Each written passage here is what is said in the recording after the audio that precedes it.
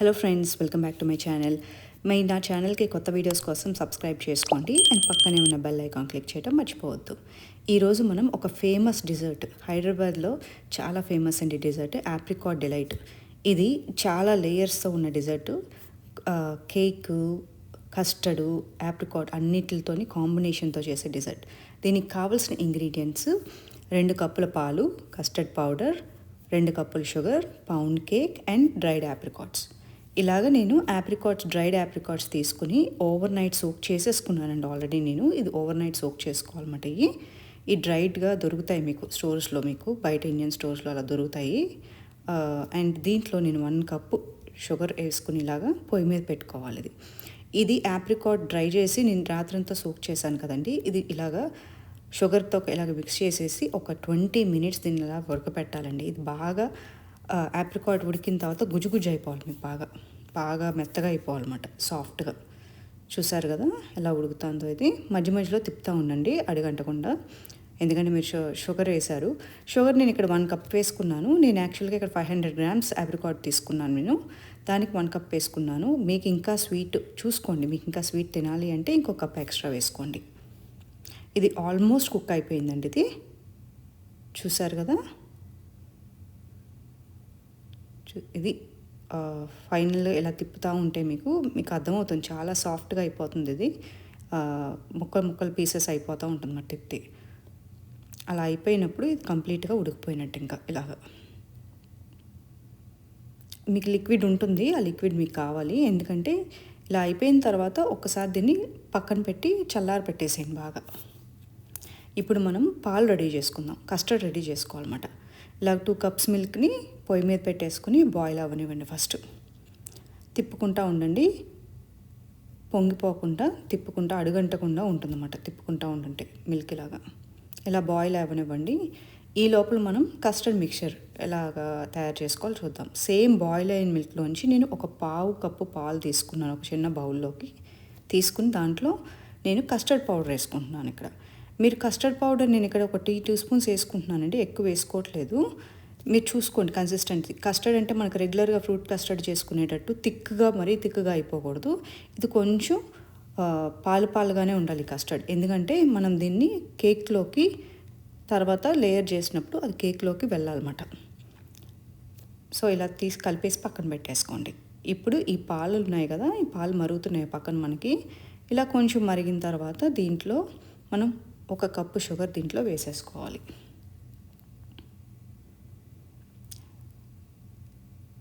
దీన్ని బాగా తిప్పుకోండి ఇలాగా, షుగర్ అంతా కరిగిపోయే వరకు. వేడి పాల మీద షుగర్ వేసారు కాబట్టి ఇది ఫాస్ట్గానే కరిగిపోతుంది, మీకు టైం ఎక్కువ పట్టదు. ఒక్కసారి ఇలాగా కొంచెం బాయిల్ అయిన తర్వాత దీంట్లో మీరు కస్టర్డ్ ఇందాక మిక్చర్ పెట్టుకున్నారు కదా పక్కన, అది దీంట్లో కలిపేసేయండి. కలిపేసి తిప్పుతూ ఉండండి. ఎందుకంటే ఒక్కసారి కస్టర్డ్ మిక్చర్ వేసిన తర్వాత మీకు కింద మాడిపోకుండా అడుగంటకుండా ఉంటుందన్నమాట. సో ఇలా తిప్పుతూ ఉండండి. మీకు గట్టి పడుతుంది, మరీ గట్టి పడకూడదు మిక్చర్. నేను చెప్పినట్టు కొంచెం పలచగానే ఉండాలి ఈ కస్టర్డ్ మిక్చర్, మరీ గట్టి పడిపోకూడదు. అందుకని కస్టర్డ్ పౌడర్ మాత్రం ఎక్కువ వేసేయద్దు, ఎక్కువ వేస్తే చాలా గట్టి పడిపోతుంది మీకు.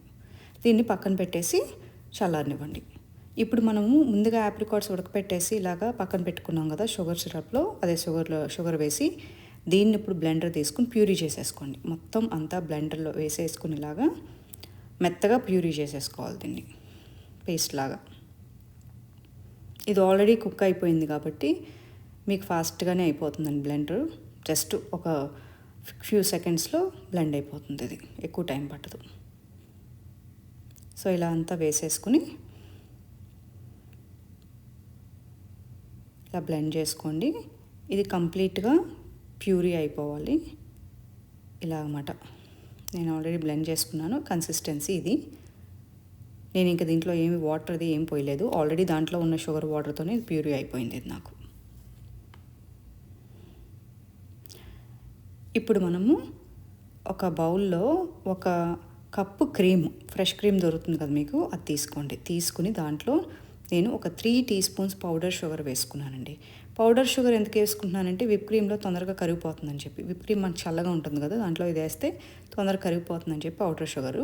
మీ దగ్గర రెగ్యులర్ షుగర్ వేసుకోండి, కానీ టైం పడుతుంది మీకు కరగటానికి. ఇలా బాగా మిక్స్ చేసేసేయండి.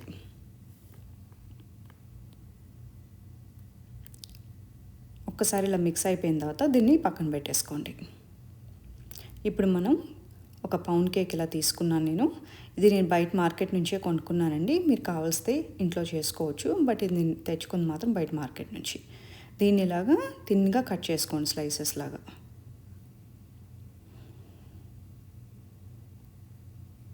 చూసారు కదా నేను ఎలా కట్ చేస్తున్నానో, అలాగా థిన్ స్లైసెస్ లాగా, మరీ థిన్గా వద్దు, కొంచెం కట్ చేసేసుకోండి మీరు.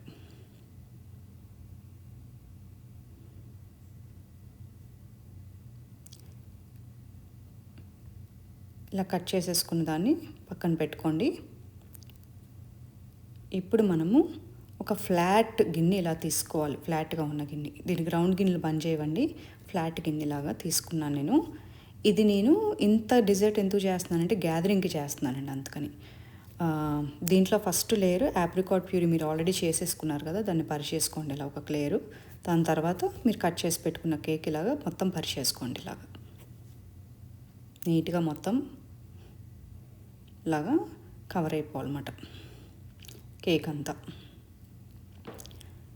ఇప్పుడు దీని మీద మీరు విప్పింగ్ క్రీమ్ ఏంటంటే మొత్తం మీరు షుగర్తో ఆల్రెడీ మిక్స్ చేసుకున్నారు కదా, అలాగా విప్పింగ్ క్రీమ్ వేసేసుకోండి. ఈ విప్పింగ్ క్రీమ్ ఫస్ట్ వేసుకోవడం వల్ల ఏంటంటే కేక్ మొత్తం పీల్చుకుంటుంది క్రీమ్ని, సో బాగుంటుంది టేస్ట్.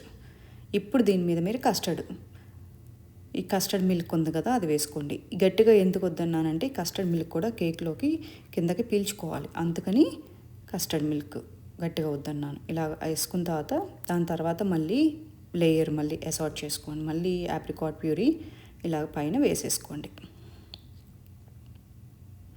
ఇది యూజువల్గా కొంతమంది ఏం చేస్తారంటే ఒకసారి కస్టర్డ్ వేసి ఇలా ఆప్రికాట్ ప్యూరీ వేసుకున్న తర్వాత మళ్ళీ సెకండ్ లేయర్ ఆఫ్ కేక్ వేసుకుంటారు, కానీ నేను ఇక్కడికి ఒక లేయరే చేస్తున్నానండి. సెకండ్ లేయర్ వేయట్లేదు, ఇదే చాలా హెవీగా అయిపోతుంది మీకు డిజర్ట్. కావాల్సితే మీరు ఆప్షనల్ కంప్లీట్గా మీరు second layer of the cake వేసుకుని మళ్ళీ ఇంకో లేయర్ ఆఫ్ ప్యూరీ అలా వేసుకోవచ్చు, ప్రాబ్లం లేదేమి.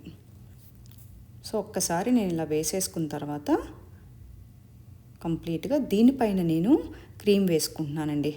నాకేంటంటే కొంచెం డెకరేషన్ కోసం జస్ట్ ఒక విప్పింగ్ క్రీమ్ లాగా వేశాను, బట్ మీరు అవసరం లేదు, అది కంప్లీట్లీ ఆప్షనల్. మీరు పెట్టుకున్న క్రీమే పైన ఇలా వేసేసుకోండి.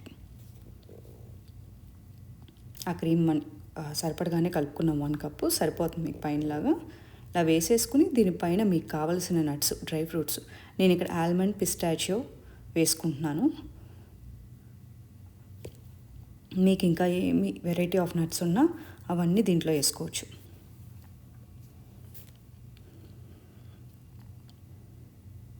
మీకు నట్స్ వద్దు, నట్స్ అలర్జీ ఉందనుకుంటే ఇట్స్ కంప్లీట్లీ ఆప్షనల్, నట్స్ అసలు అవసరం లేదు,